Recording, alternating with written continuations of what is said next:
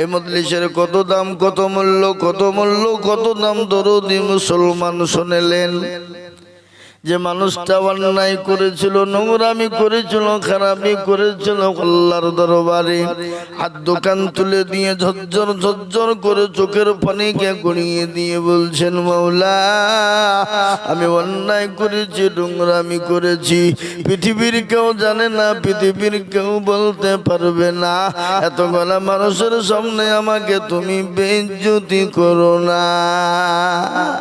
ইজ্জতের মালিক তুমি, ইজ্জতের মালিক তুমি, যাকে তুমি ইজ্জত দেবে পৃথিবীতে কেউ তাকে বেইজ্জতি করতে পারবে না, আর যাকে তুমি বেইজ্জতি করে দেবে পৃথিবীতে কেউ তাকে ইজ্জত দিতে পারবে না। এতগুলা মানুষের সামনে আমাকে বেইজ্জতি তুমি করো না। জীবনে অন্যায় করব না, নোংরামি করব না। আল্লাহর কাছে কান্না করে চোখের পানিকে গড় গড় গড় গড় গড় গড় গড় গড় গড় গড় করে ঝরিয়ে দেয়। আল্লাহ ডাক দিয়ে বলে, বান্দা আমি সব সহ্য করতে পারি, কিন্তু কোনো বান্দা অন্যায় করার পরে যদি চোখের পানি টুকুন ফেলে দেয়, আমি আল্লাহ সহ্য করতে পারি না। আমি আমার বান্দার জীবনের গুনাহগুলোকে মাফ করে দিয়ে আমি আমার বান্দাকে সেকেন্ডের মধ্যে ক্ষমা করে দিই। জোরে বলো সুবহানাল্লাহ। ও মুসলমান দরদি, সেই আল্লাহকে চিনি না, সেই নবীকে চিনি না, সে আল্লাহর হুকুমকে মানি না, সে আল্লাহর দ্বীনকে মানি না, আর না মানার কারণে আজকে মুসলমানদের দুর্দিনের শেষ নাই। আজকে মুসলমানরা সব থেকে লাঞ্ছিত, অপমানিত, ঘৃণিত। আজকে মুসলমানরা মার খায় একটাই কারণ, সেটা হলো আল্লাহকে না মানার কারণে। আল্লাহ কোরআনে বলে দিয়েছে, ওয়া মা খালাকতুল জিন্না ওয়াল ইনসা ইল্লা লিয়াবুদুন। আল্লাহ বলে, বান্দারে আমি তোমাদেরকে বানিয়েছি আমার ইবাদত করো, আমার বন্দেগী করো, আমার দ্বীনকে মেনে নাও, আমার হুকুমকে মেনে নাও রে বান্দা। যদি আমার দ্বীন এবং হুকুমকে তুমি মানতে পারো বান্দা, গোটা পৃথিবীর বেঈমান তোমার পায়ের তলে লুটুপুটু খেলবে, কিন্তু তোমার কোন রকম কোনো ক্ষতি করতে পারবে না। কিন্তু বাপ আমরা আল্লাহকে মানি না। আল্লাহর সবথেকে বড় হুকুম কি? জোরে বলুন। কি গো? নামাজ। আল্লাহর সবথেকে বড় হুকুম হলো বাবা নামাজ। কিন্তু আমাদের ভিতরে আজকে নামাজ আছে? আমাদের দেশের লোক নামাজ পড়ে, মসজিদ আজান হয়, হাইয়া আলাস সালাহ, হাইয়া আলাল ফালাহ।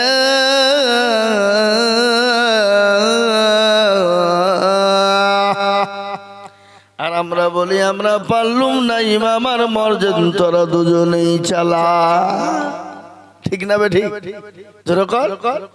চায়ের দোকানে, পানের দোকানে বসে আড্ডা দিই, বন্ধু বান্ধবকে নিয়ে আড্ডা দিই, কিন্তু মুসলমান আজরাইল আলাইহিস সালাম যখন এসে হাজির হয়ে যাবে, কলার খানা চেপে ধরবে, পৃথিবীর কেউ তোমাকে বাঁচাতে পারবে না, পারবে না, পারবে না।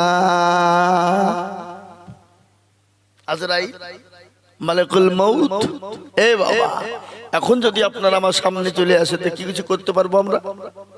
কথা প্যারা নবী সাল্লাল্লাহু আলাইহি ওয়াসাল্লাম তিনি দুনিয়া থেকে যখন বিদায় হয়ে যান, মৃত্যু শয্যায় সজ্জিত, প্রচন্ড মাথায় যন্ত্রণা, প্রচন্ড শরীর খারাপ, নবীজি মা আয়েশা রাদিয়াল্লাহু তাআলা আনহা আজমাইনের উরুর উপর মাথা দিয়ে শুয়ে আছেন আসরের সময়। নবীজি বললেন, আয়েশা এটা কোন সময়? বলে, ইয়া রাসূলুল্লাহ এটা হলো আসরের টাইম। বলে, আয়েশা একটা বারের জন্য আমার মাথাটা তুমি নিচু করে দাও, উপর উঁচু করে দাও, মসজিদে নববীর দিকে মাথাটা উঁচু করে দাও। নবীজির মাথাটা উঁচু করা হলো। আল্লাহ নবী বললেন, আয়েশা মাথাটা তুমি নিচু করে দাও। নিচু করা হলো। নবীজির দুই চোখের কোণ দিয়ে গড় গড় করে পানি ঝরে যায়। নবীজির বিবি আয়েশা বললেন, ইয়া রাসূলুল্লাহ, চোখে কেন পানি? বলে, নবী গো, চোখে কানে পানি একটু দয়া করে মেহেরবানি করে বলুন গো স্বামী। বিশ্ব নবী বলেন, আয়েশা রে, এই পানিটা আমার সুখের পানি, দুঃখের পানি নাই। বলে, ইয়া রাসূলুল্লাহ, চোখের পানি আবার সুখের হয় নাকি? বলে, আয়েশা, আমি নবী দুনিয়া থেকে চলে যাব, চিরজনমের মতো বিদায় হয়ে যাব, কিন্তু আমার উম্মতি কিয়ামত পর্যন্ত নামাজ পড়বে। কিন্তু সেই মুসলমান আজ নামাজ পড়ে না, সেই মুসলমান আজ নামাজ পড়ে না।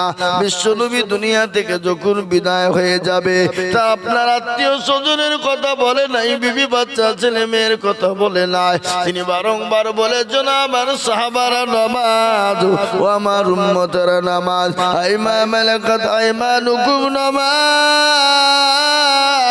ও আমার উম্মতেরা নামাজ, আমার সাহাবারা নামাজ। বিশ্বনবী বারংবার নামাজের জন্য বলে গেলেন।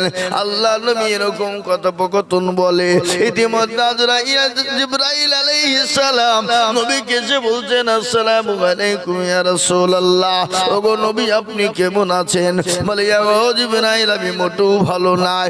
নবী বললেন, ও জিবরাইল বললেন, রাসূল, আজকে আপনার কাছে একজন নতুন ফেরেশতা নিয়ে এসেছি গো নবী, যে ফেরেশতা জীবনেও কোনোদিন কারো কাছে অনুমতি নেয় না। নবী বললেন, কাকে নিয়ে এসেছো? বলে, ইয়া রাসূলুল্লাহ, মালিকুল মউত কে আপনার সামনে এনেছি, আপনি যদি অনুমতি দেন আমি আসতে বলবো। নবী বলেন, জিবরাইল, আমি যদি অনুমতি না দিই তুমি কি করবে? বলে, ইয়া রাসূলুল্লাহ, সঙ্গে সঙ্গে ফিরে যাবে। বিশ্বনবী বললেন, না না, তাকে আসতে দাও। জিবরাইল আলাইহিস সালাম যখন আজরাইলকে নিয়ে হাজির হয়ে গেল, আল্লাহ নবীকে আজরাইল আলাইহিস সালাম মালিকুল মউত সালাম দিলেন। নবী উত্তর দিলেন, বলে, রাসূল, আপনি কেমন আছেন? নবী বলেন, ও আজরাইল, আমি মোটেও ভালো না। বলে, নবী গো, আমি আপনার কাছে অনুমতি নিতে এসেছি গো নবী, আপনি যদি অনুমতি দেন আপনার জানটা কবুল করব, আর আপনি যদি অনুমতি না দেন আমি ফিরে চলে যাব। আল্লাহ নবী বললেন, আজরাইল যেও না, তুমি আমার জানটাকে কবুল করে নাও। বিশ্ব নবীর জানটা কবুল করার জন্য আজরাইল আলাইহিস সালাম যখন নবীর বুকের উপর হাতটা মেরে দিলেন, আল্লাহ নবী বলছেন, আমি নবী বলছি, আজরাইল যখন আমার বুকে হাত দিল, মনে হলো উহুদ পাহাড়টা যেন আমার বুকে চেপে গেল। বিশ্ব নবী আজরাইলকে বলে, আজরাইল, আমার উম্মতির কি কষ্ট হবে? আমার উম্মতি কি কষ্ট হবে? নবীকে বললেন, ইয়া রাসূলুল্লাহ, আপনার উম্মতি যদি নামাজি হয়ে যায়, আপনার উম্মতি যদি পরহেজগার দিনদার ইমানদার হয়ে যায়, ওগো নবী, বাচ্চা ছেলেরা মায়ের কোলে যখন স্তনে দুধ খেতে খেতে বাচ্চা ছেলে যখন ঘুমিয়ে যায়, ওগো নবী, যারা মুমিন হবে, মুত্তাকিন হবে, পরহেজগার হবে, ঈমানওয়ালা দিলওয়ালা হবে, আল্লাহওয়ালা দিলমুখী মসজিদমুখী কোরআনমুখী হবে, কবরকে যারা স্মরণ করবে তাদের মৃত্যুটা ওরকম ভাবে হয়ে যাবে, তারা কোনো রকমের কোনো টেনশন তারা পাবে না, তারা মৃত্যুর কোনো রকম কষ্ট তারা পাবে না। ও মুসলমান, মৃত্যু বড় কঠিন রে বাবা, মৃত্যু বড় ভয়ঙ্কর। আজকে ভাবছি আমি আপনাদেরকে বলে দিই, আল্লাহ কোরআনে বলেছে, কুল্লু নাফসিন যায়িকাতুল মাউত, মৃত্যু তোমার জন্য অনিবার্য, মরণ তোমার জন্য অনিবার্য, মৃত্যু তোমার জন্য সত্যিকার। কিন্তু ও যুবক, ও বাবজি ভাইরা, শুনে নাও, মৃত্যুর পরে আসল জায়গা কবর। কবর বড় কঠিন, কবর বড় ভয়ঙ্কর।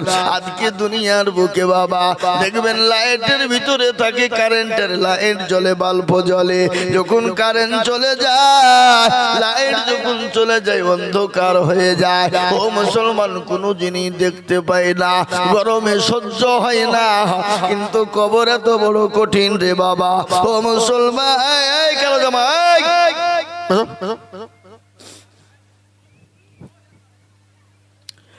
কবর বড় এত কঠিন যে কবরে লাইট থাকবে না, যে কবরে ফ্যান থাকবে না, এসি থাকবে না, যে কবরে বাতি থাকবে না। আজ আমি আপনাদেরকে বলে যাই দুরুদি মুসলমান, কবর বড় কঠিন। আল্লাহ নবী, দয়ার নবী, বিশ্ব নবী বলে গেলেন, আমার উম্মত উম্মতি একটা বার যদি জানতো কবর কোন জায়গা, মানুষ মরে গেলে জীবনেও কোনোদিন মানুষকে কবরে রাখতো না। আজ আমি আপনাদেরকে বলি, আপনার এত আদরের সন্তান, আদরের মেয়ে, আদরের বিবি, আপনার জন্ম দুঃখিনী দরদিনী মা, আপনার বাপকে ওই কবরে রেখে এসেছেন রে বাবা। ওই কবর এত বড় ভয়ঙ্কর। আজ আমি আপনাদেরকে বলবো বাবা, আপনি আমি যখন মারা যাব, আপনাকে আমাকে কবরে রেখে আসবে। একদিন, দুদিন, 3 দিন বাড়ির মানুষ মনে করবে, 4 দিনের দিন আপনাকে তারা চিনতে পারবে না, ভুলে যাবে, বুঝতে পারবে না। তাই ওই কবর তৈরি করার জন্যে, কবরে মানুষ তৈরি করার জন্যে দুনিয়ার বুক আল্লাহর দিনকে মেনে নিতে হবে, আল্লাহর হুকুমকে মেনে নিতে হবে, আল্লাহর দিনকে মেনে নিতে হবে। ও মুসলমান, কবর বড় কঠিন। আল্লাহ নবীর বিবি, আল্লাহ নবীর বিটি দুনিয়া থেকে যখন চলে যায়, হযরতে মা ফাতেমা রাদিয়াল্লাহু তাআলা আনহা হযরতে আবু যার গেফারি কবরকে গিয়ে বলেছেন, কবর রে, ওরে আজকে এমন একজন মানুষকে রেখে যাওয়া হবে, ও কবর তিনি হলেন নবীজির কলেজার টুকরা। হযরতে আবু যারকে কবর উত্তর দিল না। দ্বিতীয়বার বলো, কবর রে, এমন একজন নারীকে রেখে যাওয়া হবে, তিনি হলেন হাসান হুসাইনের মা। কবর কোনো উত্তর দিল না। তৃতীয়বার বলা হলো, কবর রে, এমন একজন নারীকে রাখা হবে, তিনি হলেন জান্নাতের সরজানিনী। কবর বলল, আবু যার, খোদার কসম করে বলি, আমি নবীর বিটিকে চিনি না, আমি হাসান হুসাইনের মাকে চিনি না, আমি জান্নাতের সরজানিনীকে চিনি না, আমি খালি চিনি আল্লাযীনা আমানু ওয়া আমিলুস সলিহাত, যারা ভালো কর্ম, ভালো কাজ করবে, আমি কবর তাদের জন্য সুখময় জায়গা হয়ে যাব। আর যারা ভালো কর্ম, ভালো কাজ করবে না, তাদের জন্য কবর সুখময় হবে না। কবর তাদের জন্য এত কঠিন হবে, যেমন মেশিনে গম দিলে যেমন ময়দা তৈরি হয়। ও মুসলমান, আপনার আমার এত সুন্দর বডি, এত সুন্দর শরীর, এত সুন্দর সুন্দর শরীরটাকে এমন করে পিষাই করবে, ডানের মাটি বয়ে যাবে, বামের মাটি টানে যাবে। আজকে সন্তানের জন্য, বিবি বাচ্চার জন্য দুনিয়া কামাইতে গিয়ে আল্লাহর দিনকে সরে সরে সরে গেছো, আল্লাহর হুকুম থেকে সরে গেছো, আল্লাহর বিধান থেকে সরে গেছো, আল্লাহর দিন থেকে সরে গেছো রে মুসলমান। তাই আমি বলবো, ওই কবর থেকে বাঁচার জন্য আসো, আল্লাহর দিনকে মেনে নি, আল্লাহর হুকুমকে মেনে নি। আজকে কত যুবক মারা যায়, অনেক ছেলেরা দিল্লি, বোম্বে, গুজরাট, কেরালায় কাজে যায় কি যায় না? চলে বলুন, যায় না গো? আপনাদের দেশে যায় না? বোম্বে, দিল্লি, গুজরাটে যায়, অনেক ছেলে বোম্বে, দিল্লি, গুজরাটে কাজে যায়। কাজে যাওয়ার পরে 2 বছর 3 বছর পরে বাড়ি আসে, মেছে দায় নেমে গেল। ফোন করে মাকে বলছে, মা, বলে কি হলো রে বেটা? বলে, মা, আমি মেছে দায় স্টেশনে নেমে গেলাম। বলে, বেটা কখন আসবি? বলে, মা গো, আমি বেলা 3টে থেকে 3:30-র মধ্যে বাড়ি ঢুকে যাব মা। বলে, মা, তুমি কি নিবা?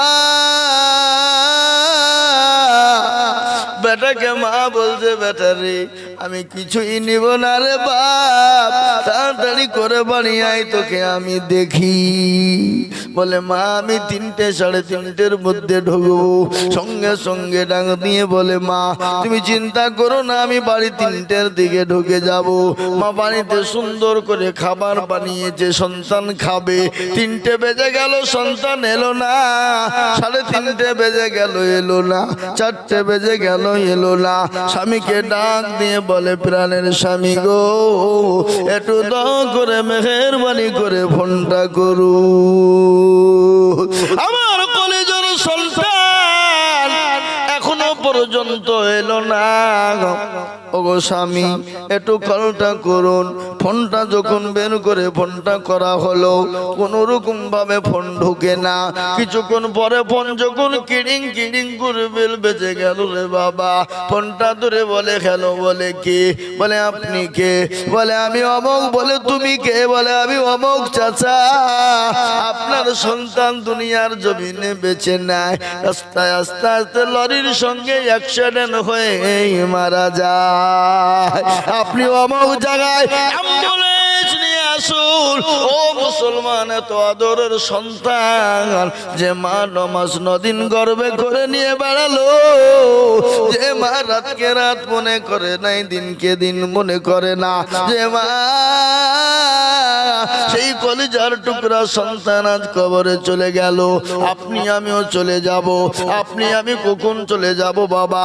আজকে দুনিয়ার জমিনে বিল্ডিং বানিয়েছি, বাড়ি বানিয়েছি, ঘর বানিয়েছি। ঘর তো আপনার নয়, এ বিল্ডিং তো আপনার নয়, এ বাড়ি তো বাড়ি আপনার নয়। বিশ্বাসের বিশ্বাস নাই, চোখ দুটো যদি বন্ধ হয়ে যায়, ও মুসলমান গো, দুনিয়ার জমিনে গাড়ি বাড়ি টাকা পয়সা ধন সম্পদ সব কিছু ফেলে দিয়ে কবরে চলে যেতে হবে। তাই আমি আপনাদেরকে বলবো, কবর হলো আসল জায়গা। নবীজি বলেছেন ওয়ালু মানাজিল বানজিলুল কবর, তোমার আসল জায়গা কবর। ওই কবরকে সুন্দর তৈরি করার জন্য, ওই কবরের ঘরকে বানানোর জন্য, ওই কবরকে সুন্দর তৈরি করার জন্য আমি আপনাদেরকে বলবো, সময় বেশি নেব না। গভীর রজনীতে আল্লাহর দরবারে দোয়া কবুল হবে বাবা। আমি মুসাফির মানুষ, আমার বাড়ি এখান থেকে প্রায় 400 কিলোমিটার দূর রে বাবা।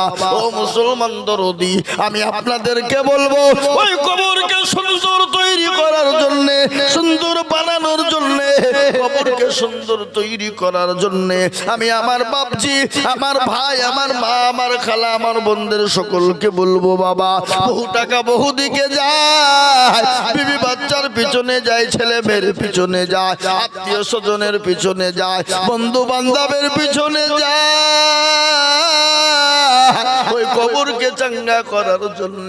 অনেকের জন্ম দুঃখিনী মা কবরে চলে গেছে, অনেকের জন্ম দুঃখিনী মা কবরে শুয়ে শুয়ে বলছে আল্লাহ এমন কোন সন্তান নাই, এমন কোন দরদের বেটা নাই, একটু কবরের আযাবটা মাফ হয়ে যাবে। ও মুসলমান গো, আমি শুনলাম একটা নতুন গোরস্থান তৈরি হচ্ছে, যেটা আপনার আমার আসল ঘর, যেটা আপনার আমার আসল বাড়ি হবে, যেটা আপনার আমার জীবনের শেষ ঠিকানা হবে। সেই ঘরটা তৈরি করার জন্য এই মুসলিমিয়া মানুষের মধ্যে এই গভীর রজনীতে আমার বাপজি ভাইদেরকে বলবো, মা খালা বোনদেরকে বলবো, আমি আজিজুল হক লাখ লাখ লাখ লাখ টাকা করে চাওয়া মানুষ, কিন্তু আজকে লাখ লাখ টাকা করে বলবো না। আমি বহু জায়গায় আপনার 1 লাখ 1.5 লাখ 50,000 20,000 30,000 50,000 টাকা করে চাই। আমি আপনাদের ভিতরে 50,000 টাকা চাবো না, 10,000 20,000 চাবো না, মাত্র 5টা দরুদিকে বলবো, ওগো আল্লাহর বান্দা, বহু টাকা বহু দিকে যায়, বিবি বাচ্চার পিছনে যায়, ছেলে মেয়ের পিছনে যায়, আত্মীয় স্বজনের পিছনে যায়, বলে হুজুর গো আমার কাছে জান আছে কিন্তু মাল নাই, আমার বহু টাকা বহু দিকে চলে গেছে, ডাক্তারের দোকানে গেছে, আমার জনম দুঃখিনী মায়ের জন্যই আমার মা কবরে শুয়ে আছে, মা চাচু বাকরি না, তাকিয়ে তাকিয়ে আজকে সন্তানের জন্য কান্না করে, ওই মা বাপের জন্য মাত্র 5টা দরদিকে বলবো, ইসলামের খুঁটি 5, নামাজ হলো 5, হাতের আঙ্গুল হলো 5, তাই 5টা আল্লাহর বান্দা মাত্র 5টা করে 1000 টাকা দিয়ে বলে হুজুর গো আমার কাছে জানাতে মাল নাই, আমি পরে গোরস্থানের জন্য দিয়ে শোধ করে দেব, তাই নামটা একটু লিখায়। আমি একবার তাকবীর দেব, আর তাকবীর দেওয়ার সঙ্গে সঙ্গে 5000 টাকার দাতা একজন দরদি আল্লাহর বান্দা একটু হাতটা তুলে বলুন মাত্র 5000 টাকার দাতা। একটু জোরে সোরে বলি নারে তাকবীর।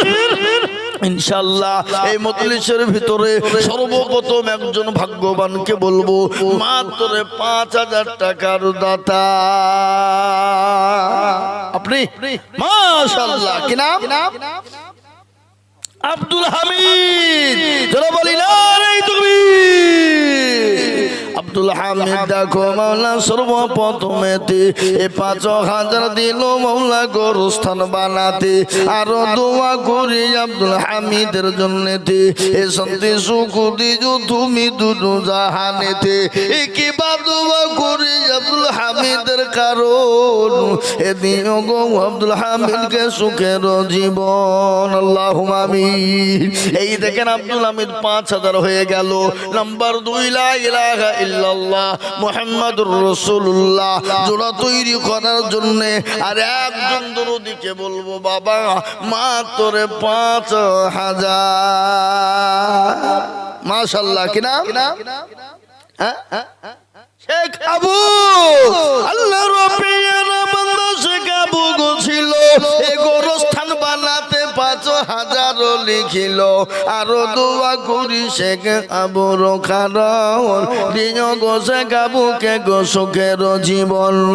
কেউ যদি চলে যায় এগানা বেগানা ক্ষমা করে দিও তুমি জিন্দেগির গোনা, আরো দোয়া করি আমি করি শত শত এ শেখ আবুকে বানিয়ে দিও হযরত আলীর মতো। আল্লাহুম্মা আমিন। এই দেখেন 2 নম্বর হয়ে গেল। নাম্বার 3 নবী বলে মান তামাসসাকা বিসুন্নতি ইনদা ফাসাদি উম্মতি ফালাহু আজরুন মিআতিন শাহিদিন। নবী বললেন ফিতনার জামানায় নবীর সুন্নতকে জিন্দা করবে যারা, তারা আমলনামায় 100 শহীদের দরজা পাবে তারা। তাই নাম্বার 3 5000 টাকার দাতার একজন ইনশাআল্লাহ বলুন তাড়াতাড়ি করে। 3 নম্বরে নবীর সুন্নতকে জিন্দা করনে ওয়ালা আর একজন ভাগ্যবান 5000 টাকার দাতা ইনশাআল্লাহ। একটু হাত উঁচু করে দিয়ে বলুন ইনশাআল্লাহ। কি গো একটা আল্লাহর বান্দা নাই নবীর সুন্নতকে জিন্দা করার জন্য 5000 টাকার দাতা 3 নম্বরে একটা। দেখি ভাগ্যবান কে আছে? আল্লাহ না করুক দুনিয়া থেকে চলে যেতে হবে, সব কিছু ফেলে দিয়ে ইয়া আমার ও আমার অমুক আমার তমুক আমার বিবি আমার বাচ্চা আমার ছেলে আমার মেয়ে আমার গাড়ি আমার বাড়ি আমার ব্যবসা আমার সব আমার, কিন্তু এক্ষুনি যদি চোখ বন্ধ হয়ে যায় রে বাবা সব কিছু ফেলে দিয়ে চলে যেতে হবে। তাই তো বলি ও ভাই মুসলমান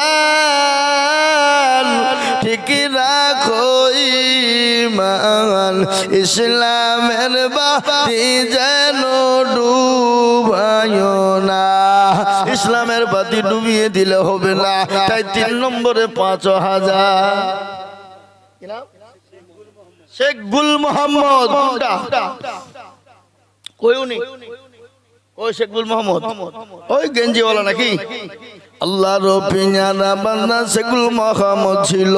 এই 5000 টাকা দেখো দেখো গো দান। আল্লাহুম্মা আমিন।